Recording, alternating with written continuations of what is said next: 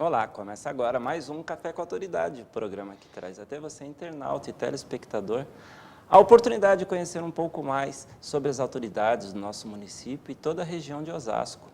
Hoje recebendo em nossos estúdios, com grata satisfação, o doutor Pantaleão, que é advogado criminalista. Doutor, obrigado por aceitar o nosso convite. Eu que agradeço, é sempre um prazer estar aqui com vocês. Doutor, eu vou começar o programa já quebrando a formalidade, se assim me permite chamá-lo-ei de você. Claro! Para ficarmos, assim, demonstrarmos a nossa amizade ao público, que ela já não é de hoje, já não é a primeira vez que temos a oportunidade de conversar. E é sempre muito prazeroso elucidar o nosso conhecimento, principalmente na área jurídica, que é o tema que jurídica criminal que abordaremos hoje. Sem dúvida. Aliás, a área penal é uma das áreas que mais causa um impacto na sociedade, né? E que não precisaria existir se o bom senso regesse a todos, né? É verdade, é verdade. O legislativo, o judiciário, ele vem para suprir o desentendimento das partes, né? Exato. Ele vem para compor uma situação de conflito. Sim. Essa é a finalidade principal do judiciário. Que normalmente é regida pelo bom senso do juiz. Muitas vezes, sem dúvida alguma. Mais do que bom senso, a própria experiência de vida do juiz, né? É muito importante que um magistrado, em qualquer área que seja, ele tenha não só o conhecimento técnico, mas ele tenha um conhecimento também de vida. Sim. Porque muitas vezes é interessante verificar assim juízes, né, em início de carreira, muitas vezes até solteiros, sem filhos, à frente de demandas que envolvam direito de família, por exemplo. Que então, corre em segredo de justiça. Entendeu? Quer dizer, então, mas faz falta, evidentemente, uma experiência de vida, acima de tudo, para o julgador. Porque o direito, ele mexe, é uma ciência da área de humanas, acima de tudo. Então, não é puramente algo matemático, aritmético, que independa de um conhecimento exato. A experiência de vida é fundamental para qualquer atuação na área do direito. E aqui um tema bastante interessante que combinamos tratar, que se aproxima agora, por exemplo, o Natal. Determinados detentos têm direito a sair. Não vou chamar de indulto, porque você já me deu a correção. Vamos começar por aí, dizendo qual a diferença de indulto e saidinha. Essa época realmente é uma época que se destaca muito na imprensa, essa possibilidade dos reeducandos, né, que são aquelas pessoas que... Teoricamente. Que estão ali dentro do sistema prisional, por alguma razão, terem a possibilidade, em determinados casos, de saírem desse sistema prisional. E aí nós temos realmente duas vertentes, que muitas vezes são confundidas. O indulto e a saída temporária. Quando nós pensamos em indulto, que pela própria Constituição Federal é de atribuição privativa do presidente da República e assim ele deve fazer por meio de decreto, onde ele estabelece condições que as pessoas devem cumprir. Então aqui eu vou ilustrar da seguinte forma: todas aquelas pessoas que já cumpriram um percentual X de pena, que já tenham mais, por exemplo, de 70 anos de idade e que sempre tiveram um bom comportamento carcerário, então ficam contempladas com o indulto. Esse indulto significa perdão de pena, significa causa de extinção de punibilidade. É por isso que tem que tomar muito cuidado com a terminologia, porque não se pode cogitar da ideia de que um preso que é indultado, ele deva voltar para a unidade prisional para depois dar sequência ao cumprimento da pena. Por aquela condenação não mais. Aquela condenação não mais. Então existe ali uma extinção de pena. Não é isso? Perfeito. A questão da saída temporária é diferente. A saída temporária, o próprio nome sugere, ela alcança pela lei de execução penal presos que já cumpriram determinados requisitos, como, por exemplo, um sexto de pena, presos que já comprovadamente tiveram um bom comportamento carcerário, necessariamente devem estar no regime semiaberto, senão não se pode cogitar em saída temporária, por exemplo, para detentos que ainda estão num regime fechado de cumprimento de pena. Enfim, preenchido todos esses requisitos, eles então ficam autorizados a sair, obedecendo às regras de uma portaria que é editada pela Vara das Execuções Criminais, o juiz diretor da vara... Isso caso a caso? Não, é uma regra geral para todos que preencherem aqueles requisitos. Perfeito. Então, por exemplo, Estabelecidos os requisitos, que aí não fica a critério do juiz, são requisitos da lei de execução penal, aqueles que se sentem possibilitados, né, habilitados a poder satisfazer aqueles requisitos, então é uma lista encaminhada previamente à vara de execução, que vai aferir realmente o preenchimento dos requisitos e conferir o benefício da saída temporária. O advogado precisa provocar a situação ou é automático? Normalmente isso depende de uma provocação. Pode ser do advogado constituído, pode muitas vezes ser da Defensoria Pública ou eventualmente até da própria unidade prisional, onde o diretor do presídio encaminha uma lista ao juiz da vara de execução daquelas pessoas que potencialmente teriam os requisitos preenchidos. E aí elas então saem, esgotado esse período que nunca pode ser superior a uma semana, ela tem a obrigação de voltar para dar continuidade ao cumprimento da pena. Então a saída temporária, ela não extingue a pena. O indivíduo fica fora durante um período e retorna, enquanto que o indulto, que tem uma outra origem, um embasamento constitucional, decreto presidencial, esse extingue a punibilidade, portanto, uma vez o indivíduo alcançado por ele, não tem que dar seguimento posterior à sua pena, aquela condenação está extinta. Vias de regra, o indulto não é coletivo, é individual.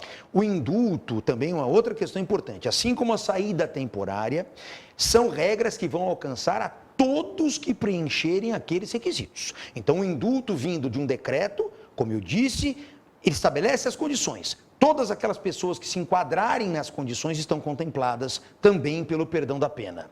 O que nós temos de natureza individual é aquilo que se chama de graça. A graça é um indulto individual, mas esse precisa também de uma provocação do interessado. Então, alguém que eventualmente se sinta merecedor da graça, não é isso? Ele então provoca o presidente da República, que também é de atribuição do presidente. É o único que tem a atribuição de conceder a graça é o presidente. O indulto, de uma maneira geral, seja o indulto coletivo, que é esse que anualmente se tem a praxe de editar o decreto. Também a graça são atribuições do presidente da República, que aí deixa o judiciário apartado por disposição constitucional. Pantaleão, recentemente nós vivemos um momento eleitoral do qual se cogitou muito a possibilidade que, se tivéssemos tido um resultado diferente do que tivemos e o partido eleito fosse interessado, ele poderia provocar a graça do ex-presidente Lula. Isso procede? Isso pode acontecer, é uma possibilidade que a Constituição faculta ao presidente. Então, a partir do momento em que, usando este exemplo, tivéssemos um outro resultado da eleição, e aqui não significa dizer que ocorreria ou não, não sabemos, sim, mas poderia, como existe a possibilidade também, com o resultado atual da eleição, de qualquer pessoa, inclusive o ex-presidente Lula, eventualmente a endereçar um pedido, que seria um pedido de clemência, um pedido de perdão ao presidente. Mas quando se trata de algo individual, aí necessariamente tem que haver a provocação. O indulto de natureza coletiva, aquele através do decreto, esse não, o presidente, independentemente de provocação ou não, sendo do seu interesse e da sua vontade, ele então delibera as regras que vão contemplar as pessoas que estão no sistema prisional. Uma vez concedida a graça, não mais se delibera quanto ao mérito da culpa ou não.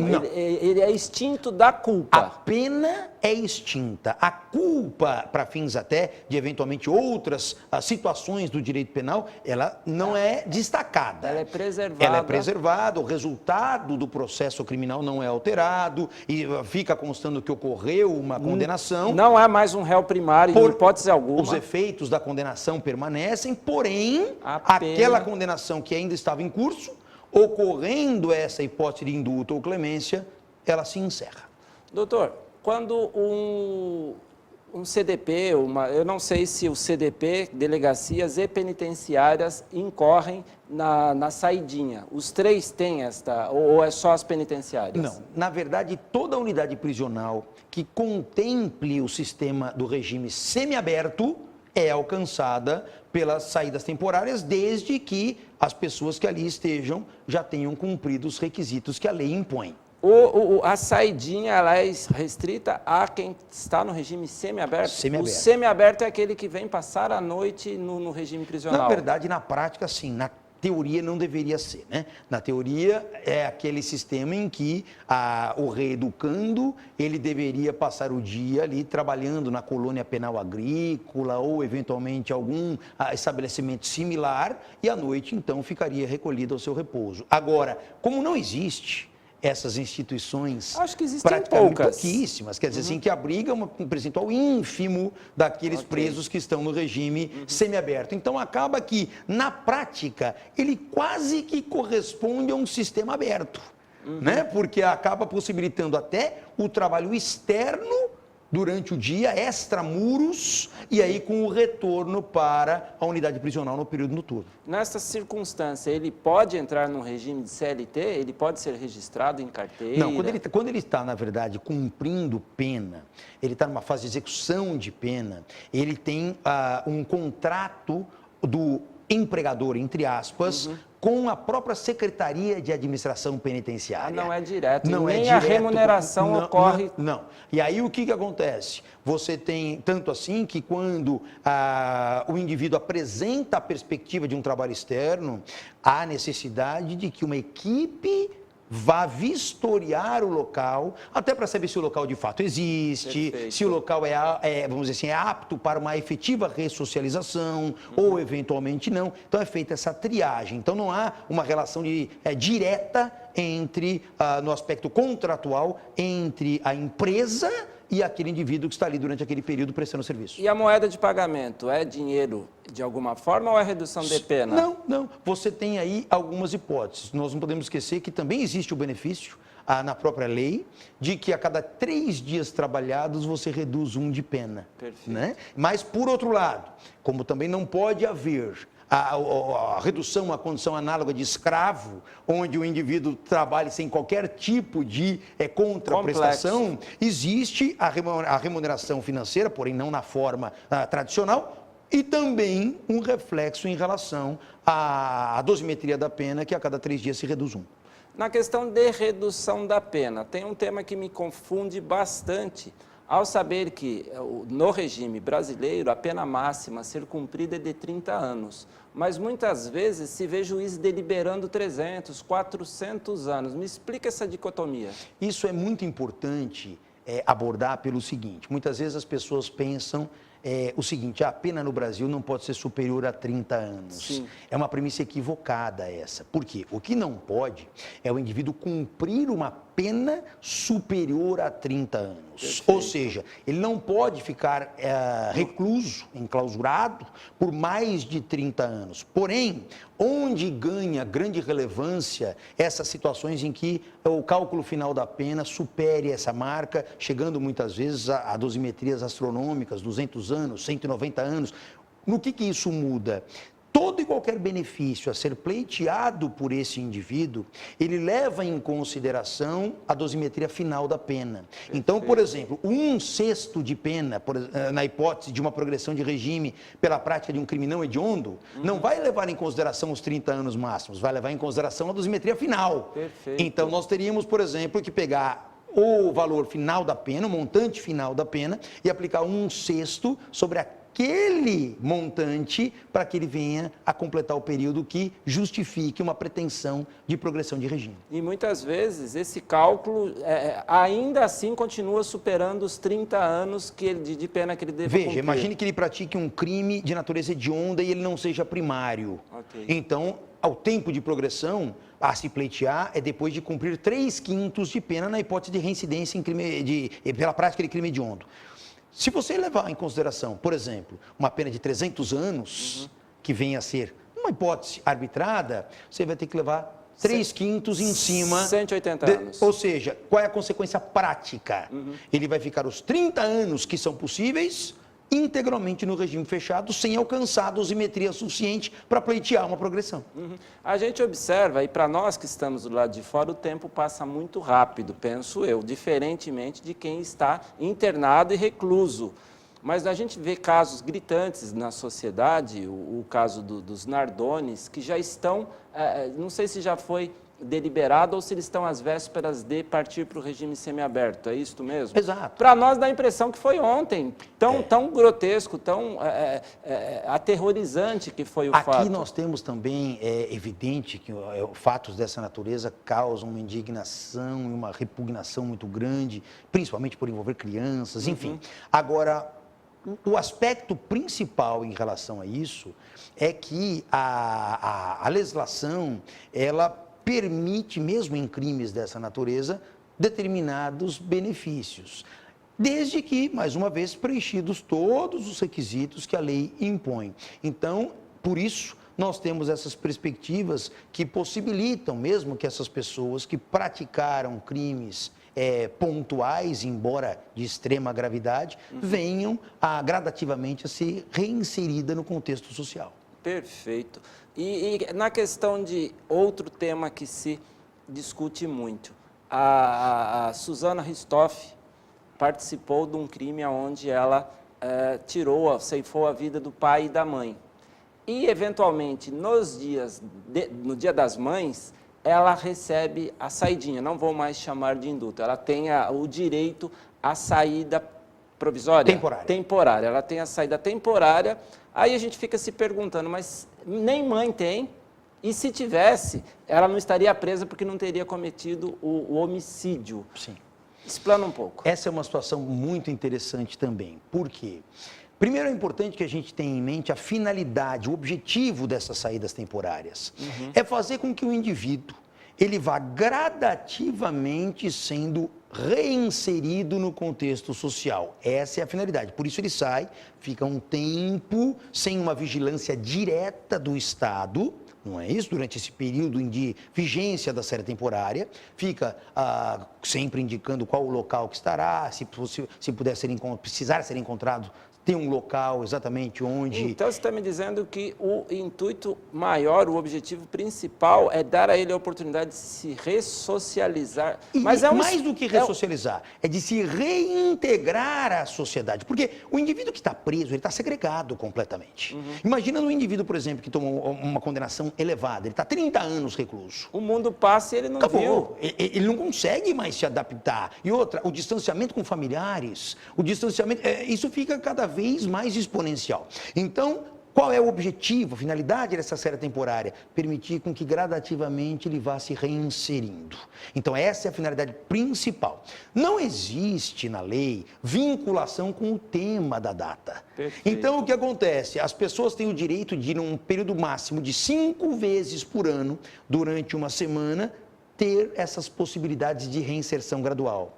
Por que essas datas são utilizadas, Dia das Mães, Dia dos Pais, para essa finalidade? Porque nesses momentos de maior afetividade, a sociedade está mais receptiva a esse tipo de situação. Então, se aproveita, é uma praxe, não é uma obrigação, a lei não impõe isso, é uma praxe que se peguem essas datas para que venha fazer com que o indivíduo volte ao contexto principalmente social e, mais do que isso, familiar em momentos dessa natureza. Doutor, que teoria bonita, mas não vivenciamos isso na prática. O sentimento que nós temos, eu tenho, não vou generalizar o sentimento, mas é que na época das saidinhas a gente tem que redobrar o cuidado, pois a criminalidade está atuante. Haja vistos que ele está sendo liberado por um período temporário e não tem recursos financeiros, ele vai ter que captar recursos, e o jeito que ele sabe fazer é no assalto, no roubo, no latrocínio, no furto. Esse sentimento é exclusivo meu? Não, com certeza não. Esse é um sentimento que alcança a maior parte da sociedade, sem dúvida alguma. Porém, nós temos sempre que, para analisar uma situação como essa, tentar pensar em aspectos estatísticos. Se nós formos analisar estatisticamente o percentual de pessoas nessa situação que praticam crimes é muito aquém, muito inferior das outras pessoas que na mesma situação não cometem crime algum e retornam. Então, e aí se a gente veda ininterruptamente isso, você acaba prejudicando por uma minoria, Entendi. uma maioria que está realmente, muitas vezes, ali num outro propósito. Nem que seja um propósito de trégua temporária só para poder extinguir aquele período de pena sem ter maiores comprometimentos. Mas é algo que não dá para a gente generalizar. Mas que a sociedade, sem dúvida alguma, tem esse sentimento, sem dúvida tem. Muito interessante a sua colocação, a gente querer punir todos em detrimento de alguns. E isso nós temos a prática, é o preconceito. Mas aqui, se você me permite uma pequena observação, a sociedade, ela sente a presença de uma impunidade muito grande. Sim. O que se passa é uma impunidade. A sociedade hoje, e não sem razão, até pelo enorme índice de criminalidade que nós temos, a sociedade ela só se sente satisfeita quando o autor de uma infração penal está preso, literalmente. Ele está atrás das grades. Muitas vezes nós temos infrações de menor potencial ofensivo, em que o indivíduo, de repente, ele é condenado, mas a condenação dele não implica a necessária restrição da liberdade, porque não chegamos num patamar de pena que impusesse essa restrição. Mesmo tendo sido condenado, a sociedade entende que houve ali uma impunidade. Mas, e olha que interessante, houve uma condenação. Quer dizer, então não é que ele está impune, ele foi condenado, mas é a sensação que se dá de que pena só existe a partir do momento do enclausuramento. Essa é a ideia que se tem. Então, isso faz até com que o direito penal remonte às suas origens históricas, em que o direito penal era utilizado na história como um instrumento de vingança. E hoje a sociedade, muitas vezes, diante dos contextos todos, acaba querendo resgatar essa finalidade do direito penal, que hoje não se presta mais a isso. A finalidade atual do direito penal não é vingar.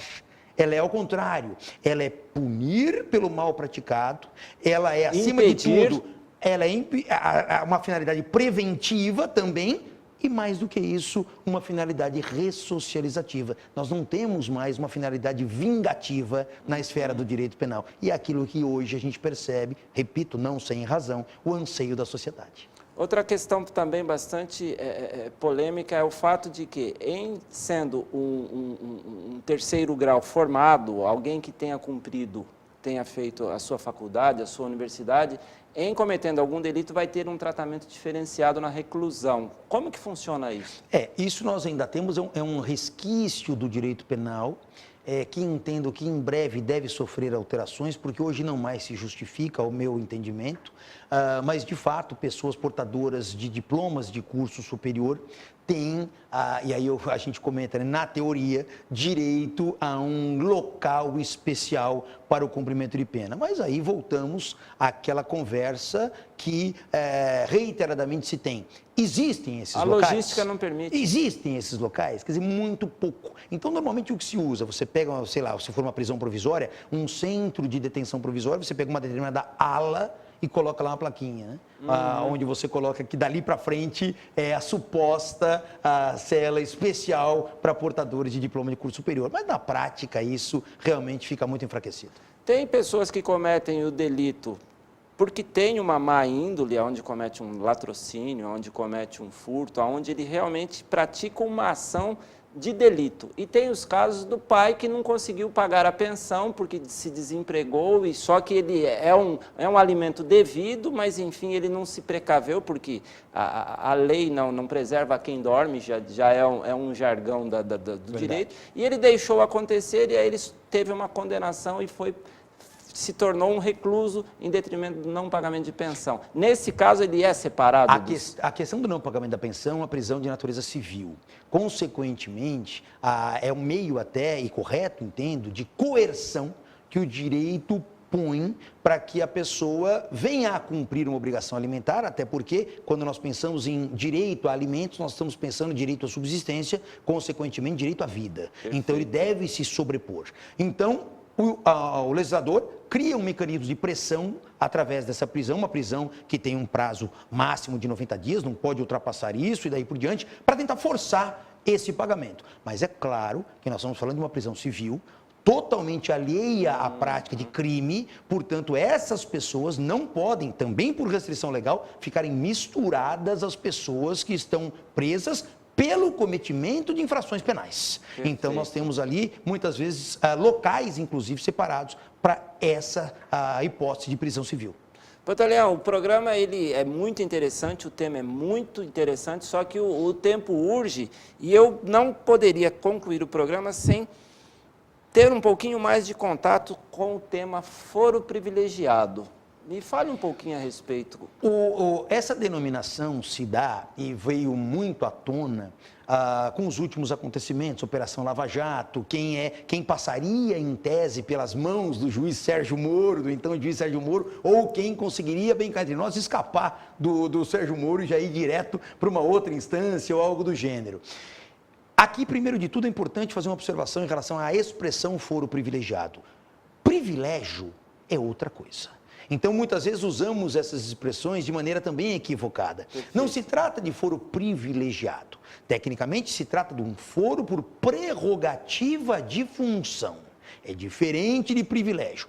A nossa legislação, ainda hoje, embora já em processo recente de mudança, e imagino que muito em breve nós já teremos aí um afunilamento muito grande disso, mas prevê que determinadas pessoas tenham o seu julgamento diretamente em determinada instância. Por exemplo, deputados federais, senadores já seriam, em caso de cometimento de infrações penais, já avaliados diretamente pelo Supremo Tribunal Federal. Governadores de estado, por exemplo, diretamente pelo Superior Tribunal de Justiça. Prefeitos municipais diretamente pelos tribunais de justiça do estado e assim sucessivamente. Mas essa é uma diferenciação que se estabelece na lei em razão da sua função e que, por sinal, já vem sendo anunciado, inclusive com aprovações em casas legislativas, que isso vai se afunilar e praticamente vai deixar de existir no Brasil num tempo muito curto. Muito obrigado pelas suas colocações, eu quero agradecer imensamente.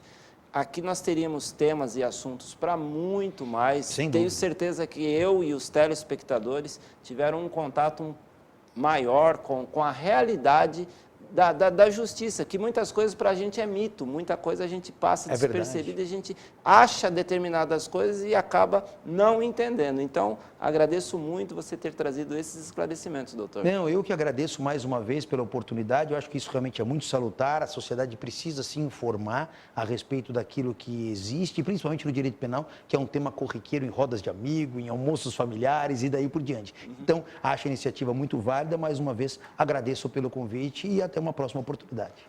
E eu quero dizer a você, telespectador, que não se limite ao conhecimento aqui adquirido. A lei, a justiça, ela faz parte de todo cidadão, o bom senso, as condutas que você deve ter com sua família, com seus amigos, com seus próximos, está diretamente ligado a uma pena. De repente você está incorrendo num erro, num delito e não tem conhecimento disto. Então se informe mais, busque mais, se aproxime de pessoas que tenham este conhecimento. A internet é um instrumento aí fantástico para você estar sempre se informando. Então não deixe o fato, a lei, tornar você muitas vezes um delinquente inconsciente. O Café com a Autoridade fica por aqui. Tenham todos uma ótima semana.